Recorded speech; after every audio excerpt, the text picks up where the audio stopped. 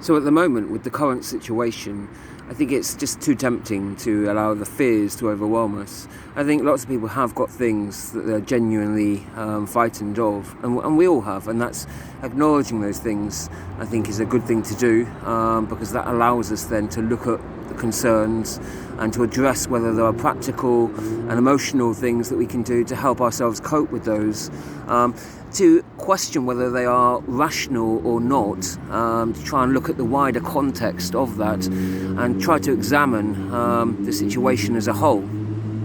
I'm just going to come on to discuss briefly what some of those fears are. Obviously, a lot of people are concerned about the possibility of a global pandemic spreading, of themselves or loved ones being infected, and of the risk of people even dying, and the risk of fatalities, or the risk of having illness or suffering, the risk of passing it on perhaps to other people. Other people have concerns about the social implications regarding, self-isolationism, shutdowns of businesses, churches, mosques, synagogues, temples, lots of different cafes, restaurants, large gatherings of people banned. People have lots of fears about how long that could continue, whether that lasts for weeks or months or years, or whether that just becomes an indefinite thing that just becomes extended on and on without any end particularly to it. So I think people have fears. Some people have some fears about the alleged pandemic. Other people have fears more specifically about the shutdowns and self-isolationism, how that's going to affect people economically, socially, emotionally, physically, mentally, on all different levels, really, and on how that's not just going to affect ourselves and our relationships with others, how that will affect other family members, friends, how that will also affect society as a whole. So I think there are well-founded concerns about some of those fears, and I would encourage people to explore their feelings with that, but also to examine more closely whether they are rational or irrational fears, and to investigate the wider context and the evidence that can support whether those fears are well-founded or not. We all have fears in life. Anyone that says they don't is themselves deceitful or hasn't really considered the issue well enough. If you're not, or perhaps doesn't care for themselves or others, and that itself is alarming. There's an old saying that wisdom begins with the fear of God, and I believe that actually, because when you think about it, there are many awful things that can happen to us in life. There are, we can get infected, we can become very ill, and loved ones can do. We can go through awful amounts of suffering through such things. We can become imprisoned physically or mentally. We can become isolated, sometimes for weeks or months or years from other people, to a varying extent. Our contact with other people can be severely limited.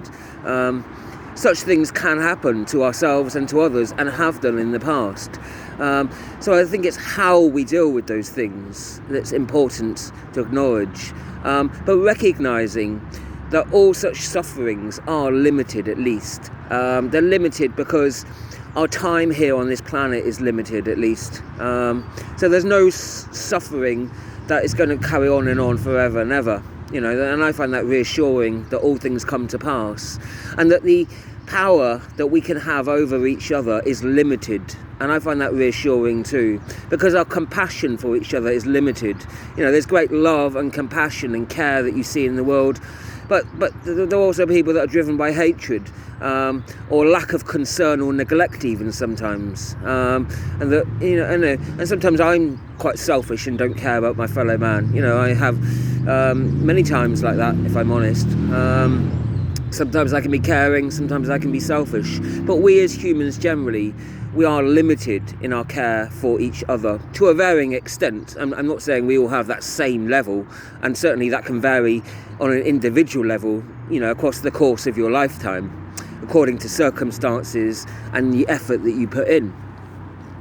but the consequences of other people's judgments and other people's behaviour towards us is limited to a time and to a place.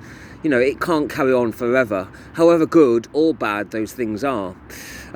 Whereas, of course, if you believe in God, that God has unlimited power. God has certainly more power than humans. If you believe that God is able to perform miracles, to reincarnate people, to create the world indeed, to create humans, animals, minerals, the sun, the moon, stars, the planets, the orbiting of the sun and the moon, such things like that, such wonders that defy any rational explanation or any scientific understanding. And so the power of God, if you accept that God has those capabilities, that is way beyond the understanding of us as humans. And so it's really God's judgment on us that we should be concerned about, rather than people's. Not to say that people's doesn't have an effect on us. It can, and it does. People could lock us up in prison, for wrong reasons. They could slander us and spread rumours about us. They could spread good information about us that helps to sort of give people good, valid knowledge about us. That they can help release us from being falsely imprisoned. People can do great good and great harm to each other. We have those capabilities sometimes, depending on the situation we're in. But even with those are limited. We will come to pass at some point. Our body, biologically at least, will die at some point, will decompose. I think that's a certainty, and I think that's probably something that we all would accept. We've all borne witness to that. I know that that's been historical fact, and I can't really imagine anyone would doubt that. But what happens to our souls after our bodies have gone, after our bodies have decayed, after our souls have left the body, where they go and what happens to them, God knows. And I think, where you consider that, what happens to us, that consequence of what happens to us in the next life, we need to be concerned about that, and looking after our soul. God save our souls. A funny sort of saying with that double meaning, but actually kind of really important to consider that, when we're concerned about our physical body, and whether it could be contaminated or whether it could be restricted in its ability to move, and it's whether it's imprisoned within a home or wherever, whether our body can go out and exercise or not, whether we can feed it sufficient nutritious food or not. Yes, it's good to be concerned about the body, but we have to remember, in the long term, in the grander scheme of life, the grander narrative of life, that it's the soul, and it's actually looking after and feeding your soul. That's the critical thing, and I think that's the vital thing that we have to try and remember throughout this. And not to say that some of those fears that we have aren't unfounded, and that we might have to face fears at some point, that we may have to overcome obstacles and do things that are difficult or challenging. But I think it's worthwhile remembering that actually the things that we need to be really concerned about is not what happens to our body, but what happens to our soul. But for sure, that's not to say we don't have to have any concern about our body whatsoever, and we should happily lock ourselves up, or that we should happily go out and catch viruses and not take sufficient protection. But the concern for the body should be subordinate to the concern for the soul, which should be the primary thing that we concern ourselves about. And reasoning, of course, realizing that other people have their soul, and that's what should be concerning for them too, and that we should be concerned to actually help other people in their soulful development too, to help them where able to. Not to assume that we can take responsibility for that, or they for us. We can't. Of course we can't. So of course it's getting fears in proportion, examining the context, looking at practical or emotional things that we can do to help support ourselves and each other. But it's also looking at what are genuine fears, fears over what can happen to your body, but what about fears over what can happen to your soul? are people not concerned about that? Because, if God has such powers, God could send you anywhere, anytime, to any place, for any reason, for any amount of time. Imagine, you think a lifetime in jail or a lifetime struggling through illness or through isolation can be hard. It can be a terribly hard challenge, and I'm not going to deny that, but consider what other consequence could be worse. Many lifetimes, eternity, your soul not existing, your soul not being at one with God and at one with other souls. Those are seriously frightening things to seriously consider, that are not limited necessarily by time and by spatial restraints. And so those are the things, not to frighten people more, but those are the things we need to concern ourselves with, and also need to assist other people with realising. I think a lot of people have already got to that realisation and at various stages of their journey within that. And we're all progressing at different stages within our own journeys. No one's absolutely there where they need to be. We're all here to learn. We're all sort of, whether we're learning things or not sometimes, I believe that's what we're all here about. So I just wanted to sort of give that message of what I felt was really important for me today. That while we can sometimes be consumed about those fears and sometimes be tempted to obsess about them too much, it's sort of giving over ourselves to the Lord sometimes, knowing that God is a rightful judge, because God is all-knowing. God, and too often we judge people wrongfully because we don't have sufficient knowledge about them. We prejudice people because we rush to judgment, or we don't judge the situation at all. Equally wrong when we have sufficient knowledge and we're morally obliged to step in a situation. So I think it's trying to look at the bigger picture for us that have faith, at least. I guess for those people that have got this far watching it and don't have a belief in God, I suppose they would probably see that I am increasingly becoming ever more deluded, and that as a former atheist, I can sort of understand that view, at least. But everyone's got their different views, and I respect other people's right to those views, and we've still got to try and live as best we can with each other, whether we agree or disagree, about this alleged pandemic, about the justification of the measures like self-isolation or the shutdowns, or whether it's about evolution or creation or belief in God or not, or our belief in different institutions or in different people, or in a wide variety of different philosophical, religious, economic, social, and a variety of other different subjects. Whether we really disagree or we can find common ground on different issues, we've still got to live together, and we've still got to sort of try and help out each other. We don't have to agree on everything to work together in life. We've got to respect people's right to have different beliefs, so long as that doesn't coercively force those beliefs on other people. I can quite happily listen to other people's beliefs, and wholeheartedly agree or disagree with them, and we've got to learn that ability to do that without being too quick to anger or depression, without allowing emotional responses to overwhelm us with that, like fear, for example. So I think it's trying to sort of be balanced in our approach. Yes, and I think it's good to be. It's actually good to have fear sometimes. Fear actually protects you sometimes. It can be a sensible response sometimes.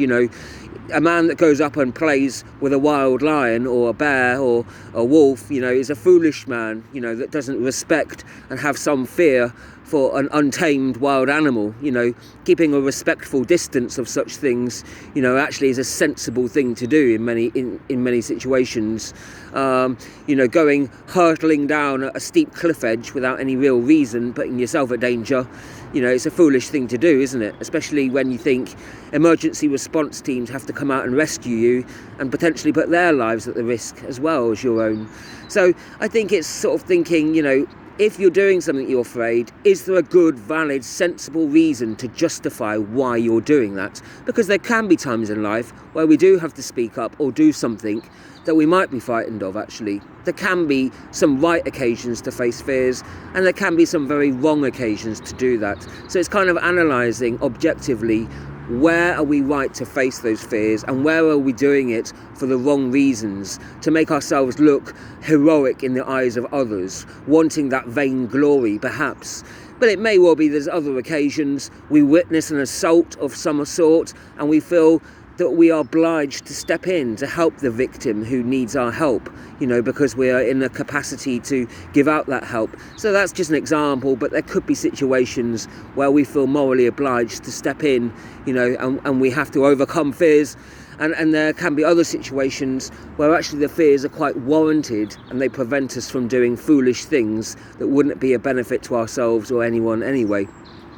So I think it's recognising and trying to be sensible about analysing where those things are. Sometimes we've got sufficient time to discern those things and to make adequate decisions, to evaluate the information as much as we can. Other times it will be split-second decisions. We may come across a situation that we can't or haven't planned for, and we just have to do what we feel is right at that moment and a gut feeling. And we can't, like for that example of witnessing a vicious assault, do we step in? Do we call authorities? Do we take a picture? What is our response to that? Yes, you can sort of consider possible likely scenarios and decide, but you can't actually decide every possible eventuality that might happen in life. There's an infinite variety of different kind of things that you could see in life or experience. So, sometimes you just have to go with that moment, don't you? And you can't you don't have those times to sort of make a rational analysis. You haven't got the time to analyse what are right and wrong things to do in different dilemmas. So those are my general thoughts. I don't want to ramble on anymore.